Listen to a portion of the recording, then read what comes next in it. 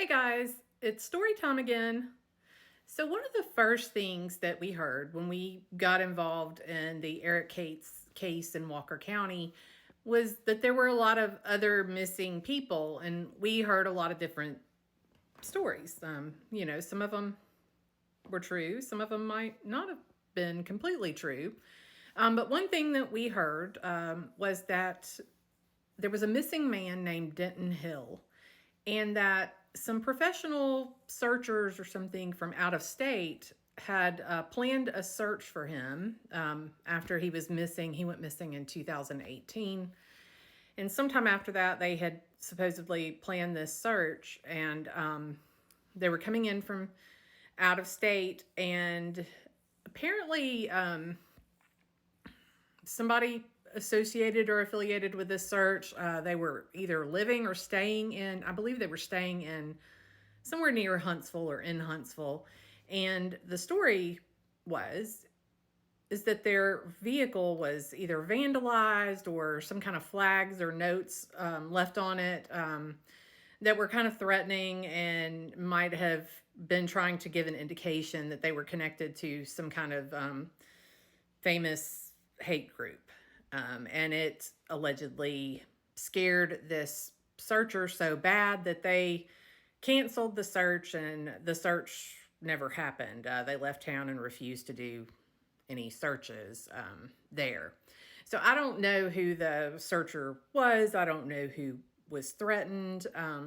But when we went to meet with Sheriff Nick Smith the first time about Eric Cates, he did tell us this story. He did tell us there was an out-of-state searcher that was felt threatened, and that they left and canceled the search and wouldn't come back. So anyway, we did, know these stories, and for that, and just, that's really kind of how we do what we do anyway.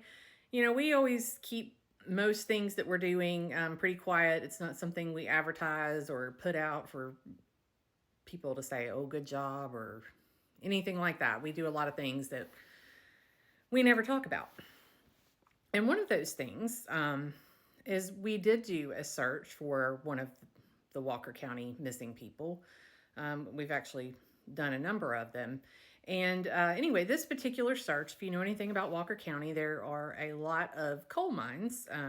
And there's a lot of stories that the missing people are thrown into a mine and so forth. So anyway, there were some tips about a particular location and a particular mine, and we had permission to be there. We kept it very low key and didn't tell anybody that wasn't necessary. And we went out to search this mine. We got there that day. It wasn't in Empire, but it is very close to Empire. Anyway, we got there that day, and it was me, and it was Michael with Echo 7 Foxtrot, and we had other people with us because you don't go in the Walker County woods alone, right?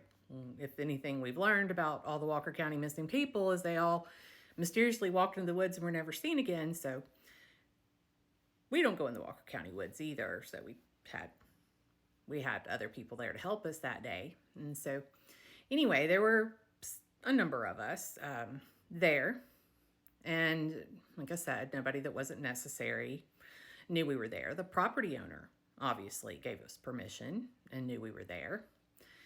But anyway, we are preparing to start the search, and we are in the, I guess, like the entrance, the mouth of the entrance to the coal mine.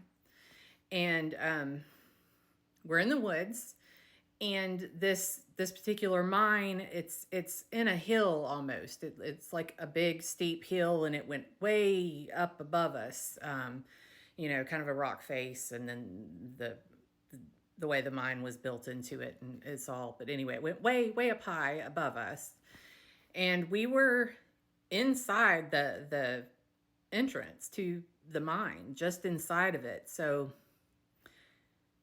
those of us standing inside of it, once you're in that, you can't really hear anything around.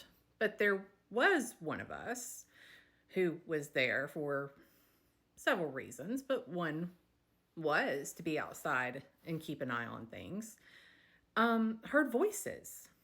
She heard several voices up above us in the woods. They were whispering up above that hill, the hill. They were up on the top, is where it sounded like it was coming from. So that was alarming. We were on acreage. There really shouldn't have been anyone out there. So, of course, we're in the woods in Walker County, so we're prepared. We'll just leave it at that. Not only were we prepared ourselves, but like I said, we didn't come alone. And Michael, who you all know is a Marine, and some of the other people who shall remain nameless, but you could compare them to something like military Barbie, is probably what these men thought they had coming. They scale up this hill. I mean, they're all like running full force at where these voices are coming from. And, that preparedness was out and ready. We'll leave it at that. And I guess they pursued them through the woods, because when the men realized that someone was coming towards them, they ran like the chickens they are.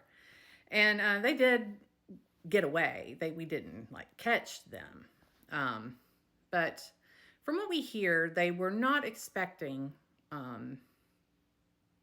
the welcome they received. They thought that they were going to sneak up on us in the woods and scare us. And from what we hear, and it appeared it was the talk of the town there for a little bit, I think a couple of them at least had to go change their pants after this episode.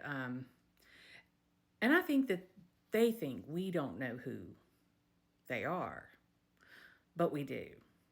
We do know who they are. And I'm not going to name them today, but isn't it interesting? You have these missing people, and they're people that I mean, Empire's a small town. These are people, they all know each other, right? I mean, the other community members all knew these people. And they all act like, oh, Eric was my best friend. Oh, Denton Hill, he was such a nice guy. Or, I'm just naming names. But some reason, there's so many of them that while they put out that good talk, their actions don't match. Think about that.